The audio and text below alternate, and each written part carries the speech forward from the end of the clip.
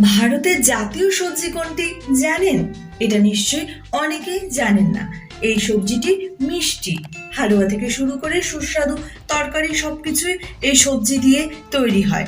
হিন্দু ধর্মে ধর্মীয় অনুষ্ঠানের সময় এই সবজিটি রান্না করা সর্বোত্তম বলে মনে করা হয়। এই সবজিটি খুব বেশি দামি নয়, তবে এটি গুণমানের এক অমূল্য ভাণ্ডার। এটি বিভিন্ন ভিটামিনের ভাণ্ডার। এতে প্রচুর পরিমাণে ভিটামিন এ রয়েছে, যা শরীরের জন্য খুবই উপকারী। এটি বিভিন্ন ভিটামিনের ভাণ্ডার।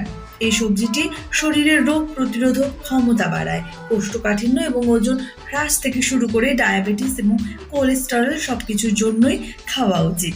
বিশেষ বিষয় হলো এই সবজিটি কাঁচা অর্থাৎ সবুজ অবস্থাতেও রান্না করা যায় এবং পাকা অবস্থাতেও রান্না করা যায়। শুধু তাই নয়, এই সবজির বীজ শুকনো ড্রাই ফ্রুটের বলে মনে করা হয় এবং এই সবজিটি কয়েক মাস ধরে সংরক্ষণও করা যায়। যদি এখনো অনুমান করতে না পারেন, তাহলে চলুন জেনে নেওয়া যাক এই সবজিটির নাম কি। এই সবজিটি হলো কুমড়ো, যাকে ইংরেজিতে বলে পাম্পকিন।